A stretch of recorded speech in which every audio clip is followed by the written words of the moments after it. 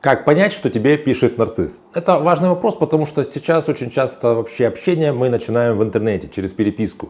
Ты человека не видишь, ты не слышишь его голос, он тебе пишет сообщение. И как по этим сообщениям понять, что у человека есть, вероятно, с высокой долей вероятности нарциссические черты личности, которые потом испортят тебе в дальнейшем все эти отношения. Особенно это важно для женщин, которые имеют в своем опыте уже вот этот опыт нарциссических отношений. Тогда такие женщины склонны к тому, чтобы во всех новых отношениях, в новых каких-то переписках, в каких-то сообщениях другого человека видеть то, что им отзывается из их прошлых отношений. Поэтому эта тема важна как для того, чтобы определить нарцисса в самом начале отношений, так и для того, чтобы, так сказать, не определять того, чего там нет, чтобы не было какой-то гипердиагностики. Меня зовут Евгений Масеев, я психиатр и психотерапевт. И сегодня мы с вами разбираем 5 критериев, как понять, что тебе пишет нарцисс. Тут важная тема, если ты также считаешь, ставь лайк, подписывайся на мой канал, и мы начинаем. Прежде всего я напомню, что вообще, собственно, цикл отношений с нарциссом претерпевает 3 таких классических стадии. Это стадия идеализации или лавбомбинга, стадия девальвации или обесценивания и стадия утилизации или отказа. Чтобы не путаться в словах, как это выглядит. Вначале нарцисс тебе пишет какие-то очень приятные вещи, очень много лести, очень много таких засыпания тебя комплиментами. Почему это называется лавбомбинг? То есть тебя как бы бомбардируют признаками какой-то любви. Вот вдруг появился какой-то мужчина, и он тобой постоянно восхищается, он как-то показывает тебе твою значимость через то, что делает тебе там какие-то подарки, не знаю, говорит приятные вещи, делает какие-то для тебя такие вещи, которые являются формальными признаками любви. Ты, естественно, чувствуешь себя на 7-м небе от счастья, потому что любому человеку приятно, когда ему дают какие-то признаки любви. Для него в этом месте очень важно сформировать привязанность, чтобы у тебя была эмоциональная привязанность. Вот жила ты себе жила, тут появляется какой-то мужчина, и вот он показывает всем своим каким-то поведением, что ты для него на первом месте. Он такой классный, нарциссы часто бывают такие, знаете, с павлиньими перьями, и вот он так вот на тебя смотрит влюбленными глазами, значит, я тогда вообще, собственно, чувствую себя какой-то максимально такой любимой и гордой. А вторая стадия, это стадия, когда он понимает, что вроде бы уже сформировалась здесь привязанность, это стадия девальвации или обесценивания. Он начинает вести себя так, как будто бы это ему вообще не нужно находиться в этих отношениях, это тебе нужно. То есть он старается изменить баланс значимости в отношениях в свою сторону, так что вот ты за мной бегай, а мне это не очень нужно. Он начинает тебя меньше звонить, он начинает как-то холодно тебе отвечать, писать какие-то очень такие прохладные сообщения. Его в этот момент цель, чтобы ты за ним как будто бы бегала, искала с ним встречи, он тогда чувствует свою какую-то такую достаточно большую значимость. И третья стадия, это стадия утилизации, когда он понимает, что он уже как бы перегнул немножко, и ты уже как бы из этих отношений уходишь, а, собственно, накал страстей в этих отношениях остывает, он понимает, что нужно тебя вот так вот бросить как-то, так вот тебя отвергнуть, чтобы тебе было максимально больно, и через наблюдение за твоей болью он понимает, что чем больше ей больнее, что я ее отвергаю, тем более я ценный. То есть это такой как бы финальная нота в этих отношениях. Так вот, собственно, в переписке на первой стадии лавбомбинга, нарцисс будет тебе писать очень много каких-то приятных вещей, и вы можете сказать, а в чем же здесь отличие от, собственно, обычных нормальных отношений? Два влюбленных человека, они тоже пишут друг другу какие-то приятные вещи, говорят всякие мимимишные слова, спокойной ночи, доброе утро. Дело в том, что нарцисс будет презревать, вообще не соблюдать никак твои границы. Он будет тебе писать поздно ночью, рано утром, не знаю, тогда, когда ты на работе, тогда, когда он знает, что тебе неудобно разговаривать. Это может быть, знаете, сделано с таким посылом, я же хотел добра, я же хотел тебе сказать просто, какая ты классная. Да, но ты меня разбудил в 5 утра. Да, просто я хотел просто сказать тебе, насколько ты важна. То есть, понимаете, границы нарушаются, но в этот момент, поскольку, во-первых, вам это все еще приятно, и он это все как будто бы объясняет тем, что, просто, что может быть, что может сравниться с нашей любовью, что может остановить нашу любовь? Ничего, какая-то твоя работа, неважно, сделай паузу. То есть, понимаете, он начинает двигать ваши границы, во-первых, проверяя, насколько вы податливы, а во-вторых, он в такой ситуации всегда как бы все оправдывает вроде бы как своей любовью. Вторая вещь – это нытье, жалобы и сетование на свою какую-то несправедливую жизнь.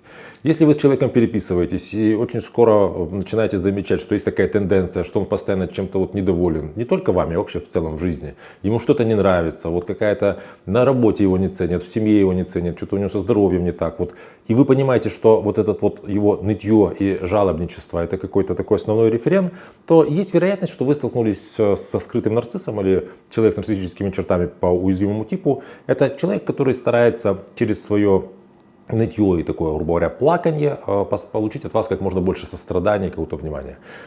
Если вы спасательница вообще по своему личностному типу, то, значит, ему повезло, вы будете вместе в прекрасной паре, где он будет вам ныть, а вы будете его пытаться спасать, жалеть, не знаю, утирать ему слезки.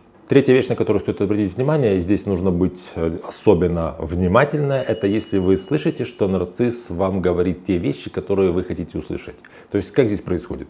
Вы с человеком переписываетесь, он вам говорит о каких-то своих планах, обычно это что-то такое формальное и в общем, потом спрашивает, а ты чего хочешь? И вы говорите ему, там, предположим, я хочу путешествовать, или я хочу, там, скажем, поменять работу, или я хочу куда-то переехать, или я хочу там семьи, или еще чего-то. То есть вы говорите о каких-то своих общих планах, и потом начинаете от него слышать, что он вам говорит, что он хочет того же самого. То есть он, по сути, изучает, чего вы хотите, а потом начинает говорить вам то, что вы хотите слышать. На самом деле это очень легко проверить. Вы просто начинаете, так сказать, менять показания и замечаете, что он также их симметрично меняет. То есть то вы говорили, что вы не хотите детей, он говорит, да, я тоже думаю, что дети это такое пока не нужно, это, в общем, куча хлопот. Потом вы через какое-то время говорите, знаешь, я вот на самом деле подумала, я, наверное, хочу детей. Он говорит, да, ты знаешь, вообще-то на самом деле я тоже хотел детей, просто я не хотел тебе говорить. То есть он как бы следует за вашими желаниями, чего он хочет, непонятно, он просто говорит вам то, что вы хотите услышать. Четвертая вещь — это гоустинг, от слова ghost, то есть призрак, это когда он ведет себя так, что вот вроде бы, ну, он есть в онлайне, например, но он тебе не пишет и не отвечает. То есть вот ты написала, а он не читает сообщения, скажем, там полдня, или там вот он прочел его, ты видишь, что он его просмотрел, ничего не отвечает. То есть у тебя в таком случае возникает какая-то тревога, то есть что происходит, какое-то непонятное такое неадекватное поведение. Это один из видов пассивной агрессии, который нарцисс использует на второй стадии, стадии обесценивания. То есть ему важно здесь что сделать? Ты ему пишешь, он делает вид, что мне это не настолько важно, чтобы я тебе отвечал, понимает, что ты в этот момент тревожишься, потому что любой нормальный человек будет переживать, в чем дело, что происходит, какое-то неадекватное, непоследовательное поведение. Ты, значит, думаешь о нем, он это чувствует и понимает, что я важен. Пусть она думает, почему я не отвечаю, почему я там, скажем, может, я обиделся, или может, я, например, просто показываю, что у меня в жизни так много важных дел, важнее, чем ты. Вот, то есть, если вы замечаете, что вот вы с человеком общаетесь, и он в какие-то моменты ведет себя так, вот, как будто он где-то там пропал или замер, это вот гостинг, это один из видов пассивно-агрессивного поведения нарцисса. Пятая вещь — это перевод разговора на себя. То есть вот человек начинает говорить вроде бы о вас, а потом переводит всю тему на себя. Там, послушай, помнишь, ты говорил об этом вот курсе? Так вот, я туда записался, и вот на этом курсе я вот то и то делаю, вот у меня такие-то проблемы, там такие-то достижения, я там с кем-то познакомился. То есть он говорит о себе, а вроде бы начиналось все с того, что, ну, говорить мы будем о тебе. Или там вы начинаете о чем-то говорить, а он нас перебивает, послушай, мне, кстати, вот по этому поводу очень важно твое мнение. Ну, вы думаете, так, сейчас он будет спрашивать меня мое мнение.